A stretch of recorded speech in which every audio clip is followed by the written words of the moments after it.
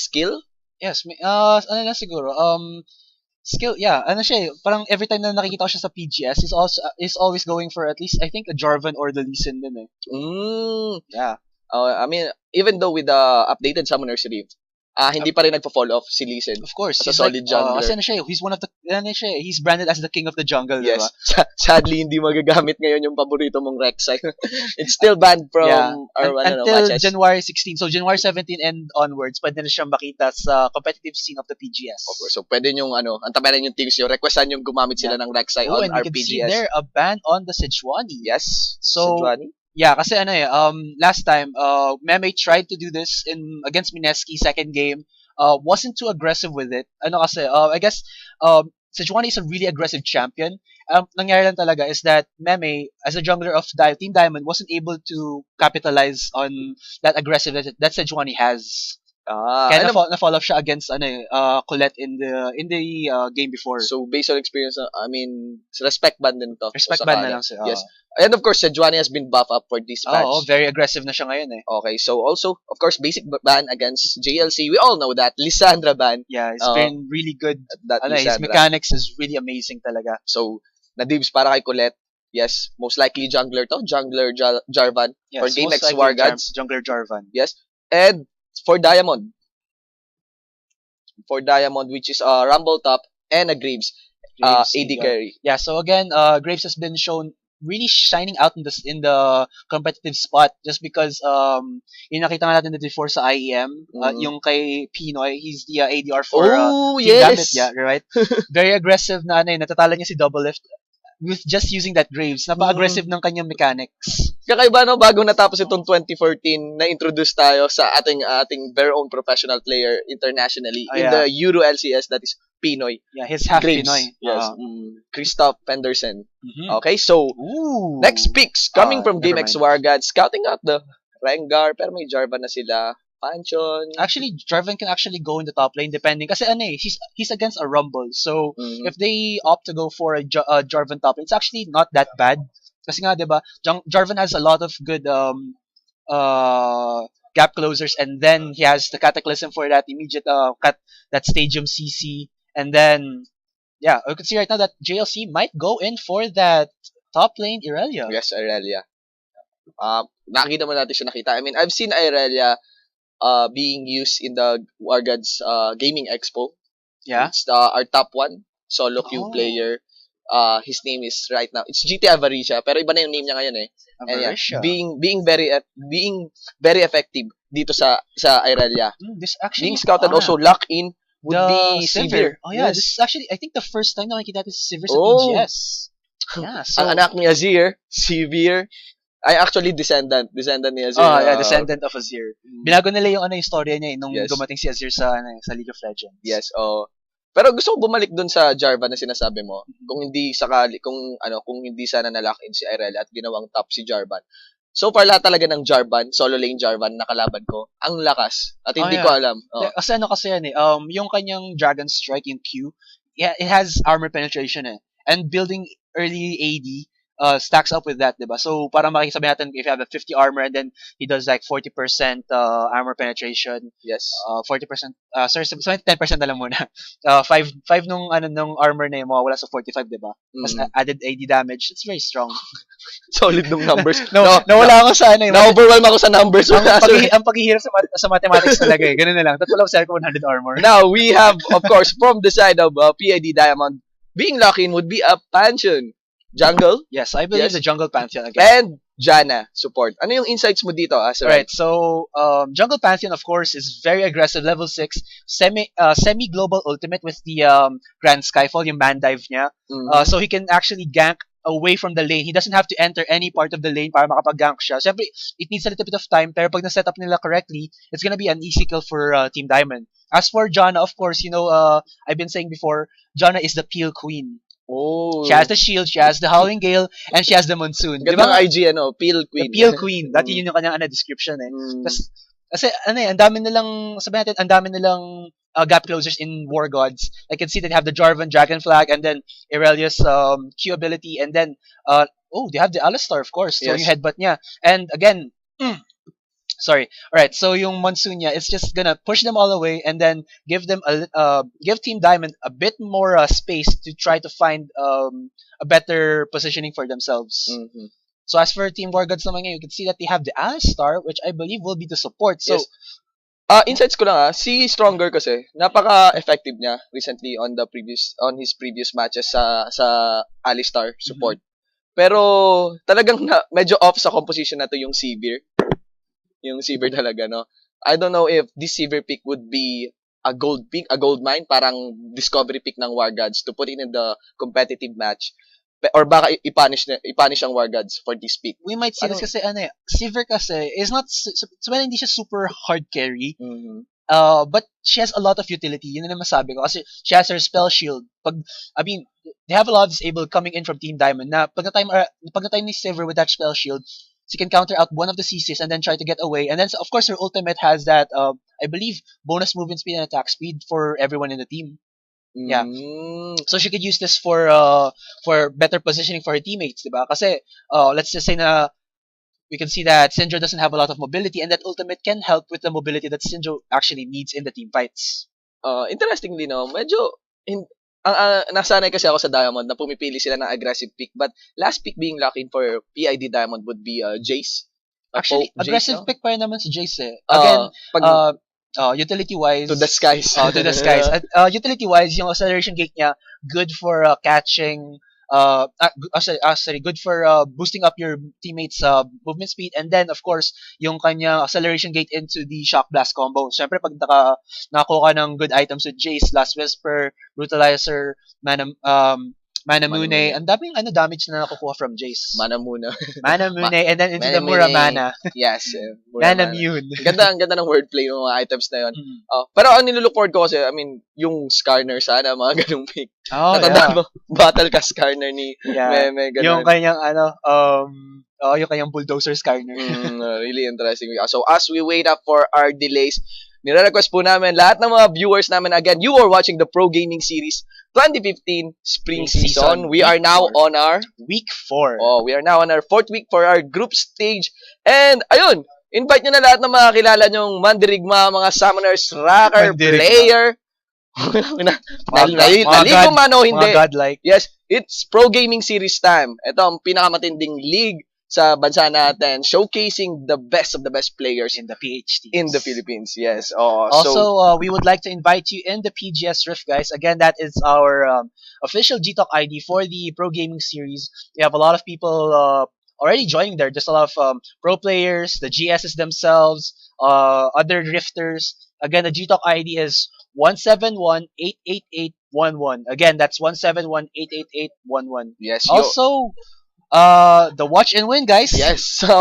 We have week 4 today and then week 4 tomorrow. So there's like 4 chances for you guys to be able to get that 500 RP. Umuulan ng RP. Umuulan ng RP ngayong weekend, no. Yes, very true. Kasabay ng maraming biyaya. I mean, bago dumating si Pope. Ganon. Yes. Saktong-sakto. I mean, andito yung Pope ngayon. May RP din ako. Ganon. Anyway, also, I would like to share this to all of our viewers. We also have a Twitter account that is, of course, at PGS LOL. Yes, at PGS LOL. Yes, and same link also for our Instagram. Instagram din kami. So if you're like Instagramming. If you are into our pictures. Hindi naman pictures na. Makikita niyo yung mga behind the scenes of the pro players themselves. Not just that. The GS pala, sorry. And not just that, pati yung mga pro players din naman talaga. Kung nakakasama din natin sila. Right, di ba? Yeah. Ganon. And yon, yung inner workings nating PGS. Interact with us. Of course, Ashura, yung ating Facebook community. Oh, yes. The PGS Rift official group. Again, guys, this is just the group of the PGS. Search nyo na lang siya. You can ask to join, and then, of course, anyone in the group can add you. Also, hindi siya yung kasi may nagsasabi sa akin dati before na doon nila pinapost yung mga sagot for the watch and win. Hindi, that's not it, guys. May kami. No. The Pro Gaming Series has its own official Yung sa official Facebook site. page, of course, Yes. ng Pro Gaming Series. That is facebook.com/Pro Gaming Series. Doon Yes. lahat yung if Yung mga you want sagot that for the watch 500 and win. RPS. The community for interaction lang yun, for good contents, mga video, yung mga play. Post ka ng Chill out. match histories mo, magtanong ka kung sino gusto mo pag-custom game, normals, Yes. even create your own rank team. It's all there, guys. Oo. With the pro players pa. With the pro players pa. Batas yun. Oo. Batas yun. Of course, you are watching our stream and esports.garena.ph/stream. Pero meron din tayo sa Azubu, that is azubu.tv/GarenaPs. Yes. And Garena PS. And of course, for Twitch, twitch.tv/GarenaPH Esports. So, ayan. Ang dami niyong pwedeng panooran. Imbitahan niyo na lahat ng mga kakilala niyong manlalaro. Well, come on, share the vibe to let them also win the 500 RP. Oo nga naman. And be sure na umantabay kayo sa match natin kasi to win that watch and win, kailangan details ng laro yung itatanong. Talagang papanoorin niyo talaga siya. Take notes and then just look into it. Okay, so guys, we'll just be right back because we have a little bit of a technical problem. Yes.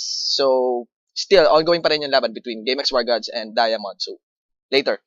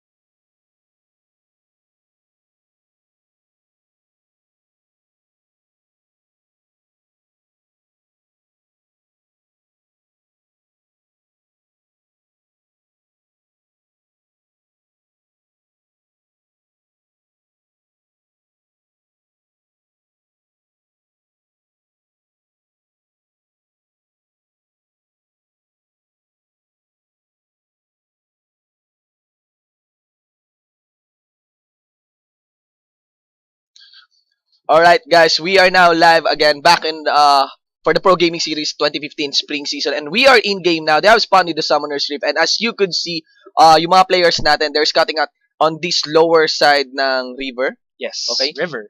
Pero yun yung problema natin, wala tayong audio ngayon, but let's... Still have the technical difficulties, but still the action is there for us to watch. Let's move on with the show. That's Meme, stutter step, I think taunting VYY to go in. Yan, nagkakatinginan lang sila, no? Yeah, they are beating up each other. If Meme tries to go in on that, he doesn't have the CC. Kasi kung kinuha niya yung kanyang stun, he won't be able to use his spears to try and clear the camps faster. So parang binibait niya lang yun. So, yan.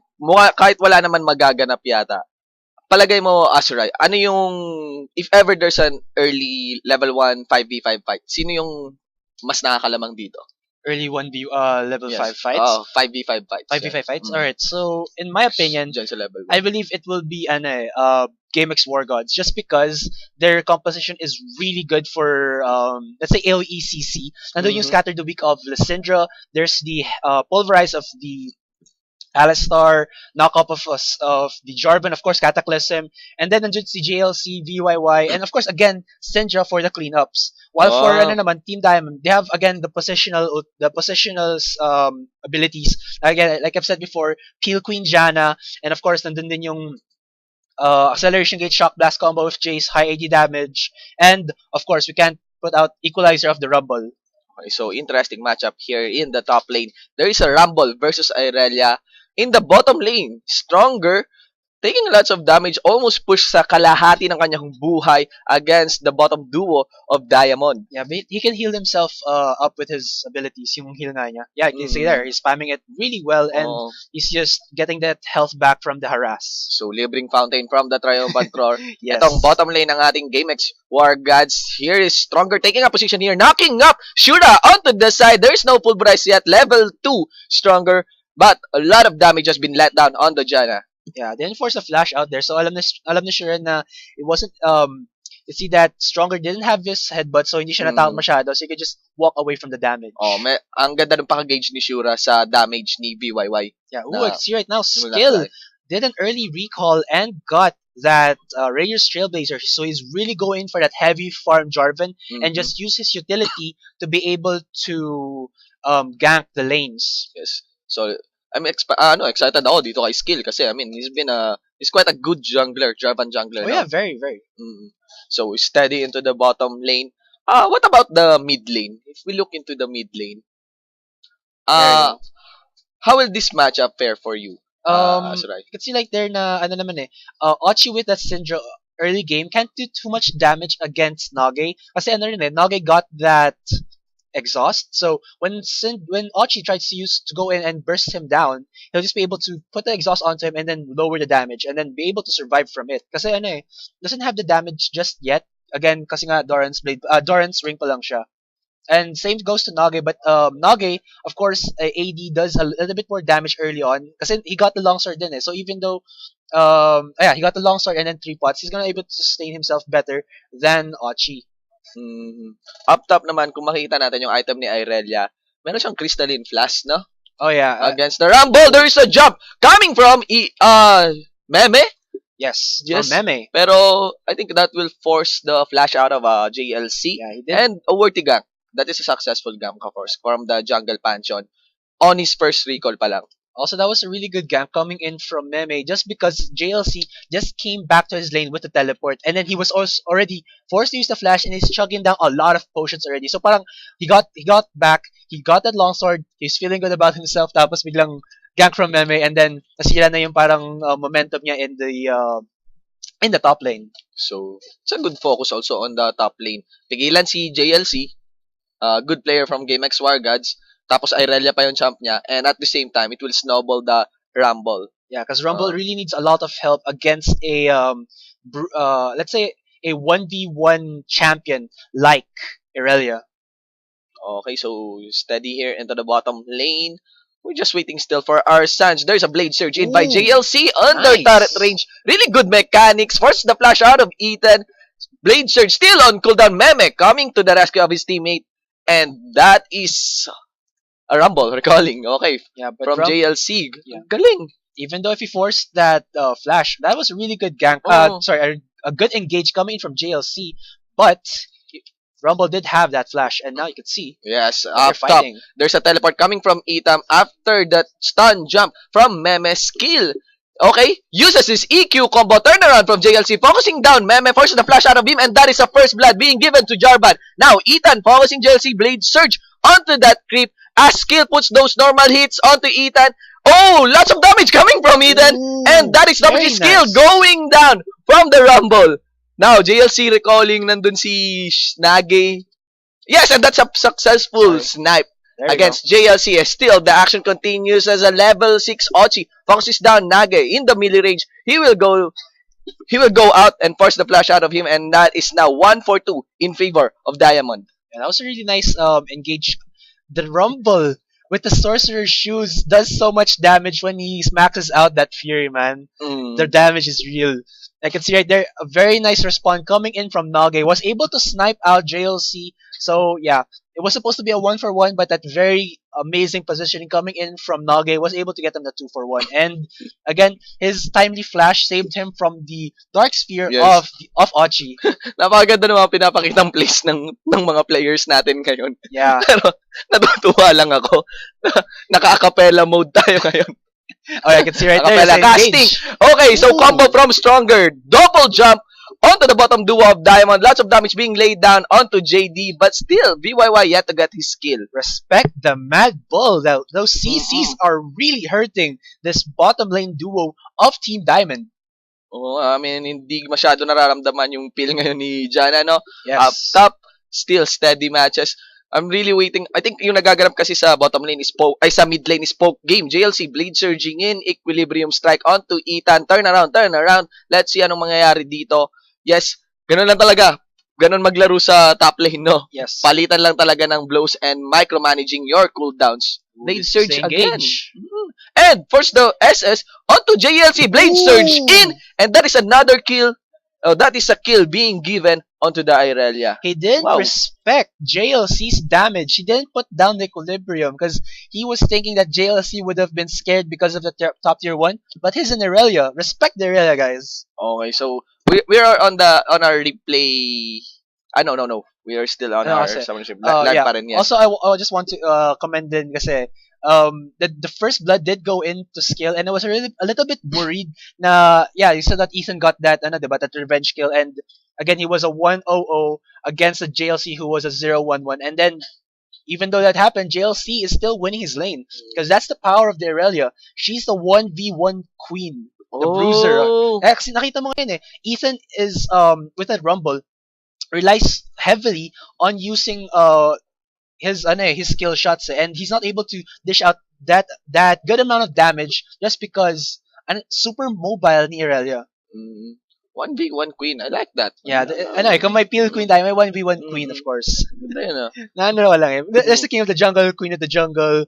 We have our top tiers. Yun yung mga top tier Pero nakakatuwa, no? champions. I mean, nakakatuwa yung nagaganap sa top kasi ang playstyle talaga sa top would be gauging the cooldowns and hits. Oh yes, very ng, true.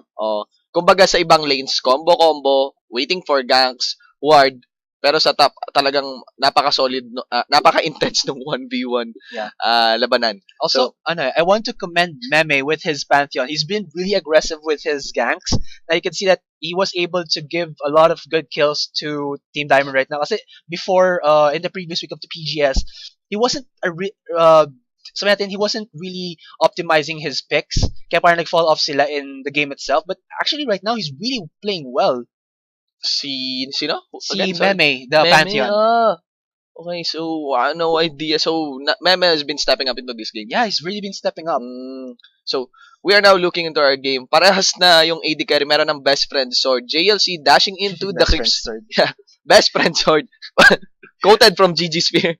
Okay. I thought it was a boyfriend sword boyfriend sword. I mean, at saka same technique yung ginagawa ni JLC up top. He's blade surging sa creep na malapit kay Ethan. Then put that equilibrium strike. Tapos kapag atras na si Ethan, blade surge again. Yeah. Aras-aras lang talaga palitan. As you can see here. So in the mid lane, there is the Pantheon man down going for 2 members of GameX War Gods. Also to discuss by Nage. Very good equalizer from Ethan. That's a 4-man collapsing against 2 members of GameX War Gods. And that is a 2 kill in the bag for Diamond. Yeah, really nice collapse coming in from Team Diamond. Again, Meme very aggressive with his Pantheon Grand Skyfall, and that might actually give them the dragon right now. Yes. Gulat ako, nasa side na bigla si Ethan, no? Yeah, and really insightful teleport. Yeah, and also Shura was also again there just because he was really using that passive of Tijana to get into the lane. I can see right now there's an engage. Okay, at mukhang sasakahin nila itong baka ni Stronger as they chase down Alistar. There is BYY saving up his support and securing the position from the Dragon. Up top, there's an equilibrium strike by JLC. Trading pa rin itong ating top laners. First, the flash out of Ethan, but that is a turret range. JLC taking 4 turret hits, and that will put Ethan onto safety. Yeah, again, the mad cow, people, that unbreakable will is just very amazing. I believe 70% damage reduction. So AD and AP, he's really going to be able to tank them in the clashes. He's really using that Alistar. And on a side note, hindi lang yan mad cow. Swag cow rin yan. Upcoming patch. At hindi, kasi meron niyang visual update, yung basic visual update na ginagawa. Sa mga champions. Tapos, ito si Alistar, binigyan na ulit ng ikatlong visual update. Plus bagong splash art. Yeah, so, I saw that splash art, yung binasag yung column. So yeah, really cool. If you check it out on the internet, you'll be seeing a really stylish Alistar. Okay? Yeah. Talagang dinedesign nyo nila yung kalaban. I think yung buhok ngayon ni Alistar, hindi na masyadong, medyo may pagka-mohawk na. Tama. Okay, so, discussing the items here, Azurai, ano na yung insights mo dito? Right, for Manamune and versus the that is Necronomicon. Yes. Oh, sorry, Morellonomicon. Morello, yes. I can see right there, JLC and Ethan are going to top lane. So, just a little bit of a this might be the counter engage they wanted, but wow! JLC is really hammering down on Ethan. Yes, under turret kill for Ethan. Mema wasn't able to save his teammate there. Really getting punished by that nerf on the Grand Skyfall sa Pantheon, no? Yeah. Longer run, diba? Delay, yes. Yeah, delay. Oo. Alright, so again, for the itemizations, it's really a basic item that most Jace players do for the Mana Mune. Kasi ano siya eh, Mana Mune gives you a really a lot of good damage and then some. Kasi every auto attack you do, pag nag-cooldown siya, you'll be able to get that stack of the Mana Mune again. Kasi dati pag Tear of the Goddess, you have to use an ability, right? But then with the Mana Mune, auto attacks and skills do stack up for that mana pool. So, Yeah, as for Ochi naman, with that Morellonomicon, Morellonomicon is like the aggressive AP item counterpart of Athene's Unholy Grail. If you don't want that magic resist and just want more AP, mana regen and cooldown, you get the Morellonomicon. But of course, nagkaroon siya ng, I think, nerf and buff at the same time. Na yes. It got a little bit more expensive, but the AP ratio got higher then. Also, kung makikita kanina sa engage kanina na ginawa ni Nage against Ochi, medyo punishing yung mababang AD ng Mana Mune. Hindi na kaagad na burst after ano yung to the skies, ano ang tawag doon? Parang front flip. Yeah, to the skies. Front flip, yung front flip after front flipping in against Ochi. Yeah. Na punish siya pabalik. Yeah, kasi yung build na ganito ni Jace, it's not for the early game. You can say it could be the early game pa nag-snowball siya, but he hasn't snowballed his lane. So what's happening right now is that it's the build for the late game. That he's gonna go in for that Muramana, Last Whisper, and then Brutalizer. Lots of armor penetration, lots of AD damage. So okay, so both of the itong ating sister team stepping up into this game. Medyo hindi medyo malapit talaga yung laro. That's only a 3-4 score. Kills a favor Diamond, but the gold lead for GameX War Gods is around 2k now. Yeah, so very true. So of course, yung turret pa pala sa top basag na. And the first dragon of the game is yet to be determined. Kung sinong makakakuha. Stronger dashing in sa cannon minion, not yet to reach JD. Ang bagong JD actually is he I guess he subbed in for Ethan right now. Evan. In that ADR role. Okay. So somebody's pinging the dragon. Bottom lane, be getting collapsed on by members of GameX War Gods. That's stronger again, dashing in onto that creep. Forces the flash out of JD. May pinadalang creep. Etong si Ochi onto the blue side jungle. That is skill EQing out against the Pantheon. GameX War Gods taking I think this is a bad position for them. But JLC being very aggressive to pick on the Janna. Sinagasahan is stronger. Si JD. And that is a kill being given to the support skill. Not being able to use the Cataclysm. GameX War God just ignoring that equalizer. Now they are focusing Meme, but JLC really going low. Sinunog siya ni Rumble, but getting picked out by that Pantheon Spear. Now Nage being left out, and that is a double kill for Syndra. Okay, overall, it was a good team fight coming in from both teams. I guess JLC tried to. Oh, actually, here's the instant replay, guys. Okay. Right there, you can see that Meme skill bursts down immediately, and then that's a so equalizer coming in from Ethan kasi dapat doon siya sa buong entrance sa of that. Sa daanan na yun, yes. And there you can see that JLC tried stunned Meme, gets that acceleration shock blast onto him, and then the shutdown kill coming in from Meme. And here comes Nage. I'm not sure why he did this. He doesn't have the damage, he doesn't have the health, and there's 3 members of War Gods hammering down on him, and then Ochi gets a double kill. Yes. He didn't respect the damage that these 3 champions can do. I think ang pinaka-effective sa laban na yun would be Ochi. Yes, very true. So, Equilibrium Strike onto Shura. Quick pick by skill. Now, they are chasing 2 members of Diamond, but nothing will follow through. Getting back onto that replay, hindi talaga, I want to emphasize na hindi ganun ka-optimal talaga yung pagkagamit ng equalizer. Ginamit yung equalizer as a gate instead of a hell road, di ba? Yeah, true, dapat talaga dun sa sa choke point na yon. Kasi parang lalagpasan lang nila yung napakaikling daanan na yun. And yung mga ganun daanan, yung pa naman yung pinakamagandang pwedeng paglagyan ng equalizer. Yeah, it's like the best spot for equalizer. Kasi choke point na siya. Choke point siya. If he was able to put that in, there's a lot of a lot of AoE damage going on to Team War Gods. Or he could have probably saved Nage, something like that. Could have probably given Nage a little bit more room for breathing. Yeah, room for giving out damage. I can see right there that Team War Gods was able to get that first dragon of the game 17 minutes in. Yeah. Okay, and that's a 2-kill lead plus a 7k gold lead. Yeah, already 7k. Ooh, you can see right there. Base check by skill onto Meme, pero actually merong kalabaw. Most likely there's a poke skill really going low. Equalizer will finish him off. That is Ethan. Also the Janna Shura to the rescue again. Stronger being Very tanky. Quick burst onto Ochi. Now they're focusing stronger pero wag na muna. Now they will go for JLC. 3 members of Diamond focusing. JLC collapsing onto JLC. That will force the flash out of him. At last, namatay na rin si Stronger. JLC getting chased down by 3 members of Diamond. Ito, sinusunog yung kanyang likuran. Will they be able to chase it? Ooh, Yes, yes, there they is will. the harpoon. What That- skill is that? Sorry. Electric- From the Rumble. I think Slowing. it's electric harpoon. Oo. Or, yeah, basta harpoon siya. Yeah. Slowing Irelia. Yes. Very bad engage coming in from War Gods. Isa-isa silang pumasok sa clash eh. I mean, you can see there that Skill and Stronger were trying to bait out yung 4 members of Team Diamond, and then walang follow-up from Ochi and JLC. Late na sila pumasok, and then they were picked off because of the numbers advantage coming in from Team Diamond. And ang ganda ng execution ng ginawa ng Diamond kasi that's how you fight an Alistar. Parang pag nandyan yung kakampi ni Alistar, let's focus yung kakamping yon. Yeah. Pero pag si Alistar yung natira, sige, banatan natin yung kalabaw. I mean, ilang beses nilang parang pinag-warm upan si Alistar. Yeah, and pero pag nakita nila yung mga carries, focus talaga agad sila. Also, they prematurely activated, forced Stronger to activate his Unbreakable Will. Nawala doon yung teammate niya. So, he was tanking for nothing. So, yun yung nangyayari sa kanya. Like, so therefore, the wardings coming in from Team War Gods, very aggressive wardings. You can see that their top jungle of Team Diamond has been really warded. As for Team Diamond, very good wardings, deep wards in their own jungle, and then some in the lanes and the Dragon Pit. Now, we were seeing GameX Wargods sieging this JLC. middle turret here. Pero walang masyadong damage na nanggagaling mula kay BYY. Yung poke ni Nage will zone out the members of GameX Wargods.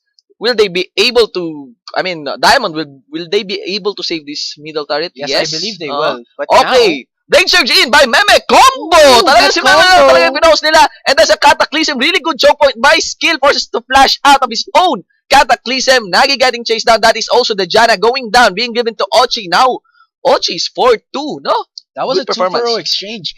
Very good pick coming in from JLC. And then the follow-ups. Headbutt from Stronger, Pulverize, and then Skills flag and drag combo. It was a very good ultimate from Ethan. Dun na optimal yung equalizer niya. But then, there was no follow-up. It was just a very good positioning of the equalizer. But again, I said, no follow-up. I think napigilang sumugod yung Diamond dun sa skip na yon ng Cataclysm na ginawa ni Skill. Also, JD wasn't there for the clash. He was pushing in the bot lane and he wasn't able to get that tier 1. Ooh. So, face check in by JD onto that red. Quick pick. And that kill being given now to JLC. That aggressive warding from War Gods is really paying off for them. And also, again, like I've said, there's a little bit of deep wards coming in from Team Diamond in their own jungle. But yung deep wards na yun is like to counter out if Team War Gods is getting inside their jungle. Pero dapat ang ginagawa nila, they should be warding the entrances of the jungle rather than doing that. Kasi it's not cost efficient to ward in those, let's say, unorthodox areas in the jungle. Kasi, di ba, makikita mo dapat pupasok sila sa entrance of the jungle, which is yung Tribrush in the top lane or that main entrance in the river side. So they should ward those areas. So, interestingly, coming into this game, makita natin yung mga items nila. There's a Trinity Force now on the Irelia. This is very scary for the Irelia. Rumble, yet to pick up his Zonia's Hourglass.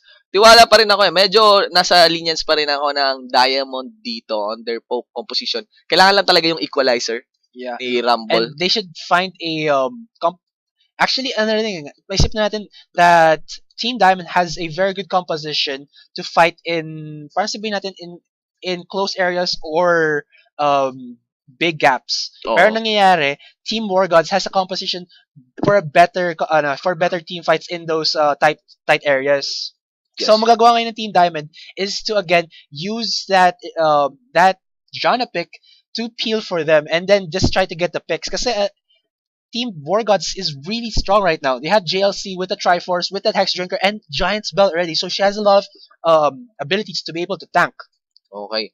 And now, VYY getting caught off by Nage here, but 2 members of GameX Wargod was able to rescue him. There is Stronger tanking 3 members of Diamond. Mukhang iiwanan yata si Stronger dito. VYY making sure that he has a safe distance. EQ by Skill. Still, lots of damage coming from Ethan as the poke from Nage will focus the backline of GameX Wargods. Yung pala, si Ochi ay na-measure sa mid lane, forcing, destroying that inner turret, and that is Ethan getting He's gonna branch get of the the kill. burst from Ochi, forces the SS, Ooh. the Monsoon, from Shura to sustain, but I think that is Ethan now recalling out their base I for a believe kung regeneration. walang Monsoon dun si Yes. Shura, that would have been a kill going on to Ochi. Or yung shield Yeah. ni Ethan. Also, VYY has really been using that spell shield to effect every shock blast na nakita ko na Yes. coming out from Nage. He's been able to negate it with that spell shield of Sever. Yes, spell shield nakaantabay, no? Oo, nakaantabay. Para lang dun sa shock blast niya. Kasi, ano siya, parang one hit away na lang siya from dying with that shock blast. And then, he either dodges it or uses that spell shield to block the damage. Interestingly, VYY is 006 in this game. He had to step up, no? Yeah. Even Pero though he ang hasn't taas ng stepped lead up. niya. Yeah, it's 203 CS compared to that 156. And Okay. there, a kill Now, onto by GLC. So, quick pick onto the Janna. Follow up by Nagi, doing what he can to save that Janna. Pero mukhang it will punish him out. But there are two members. Teleport from Ethan will give that kill.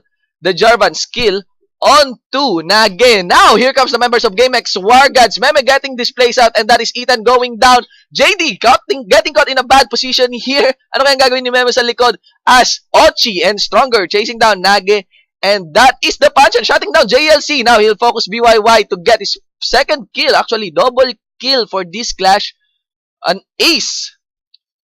No? Yeah, An ace that for was GameX War yeah, Gods. Yes. an ace. That was a very good engage coming in from Team Diamond. Pero parang Ethan again over too aggressive with his positioning. Na he was just chasing down JLC and wasn't aware or parang hindi niya naisip na papasok na yung other members of Team War Gods. Yes.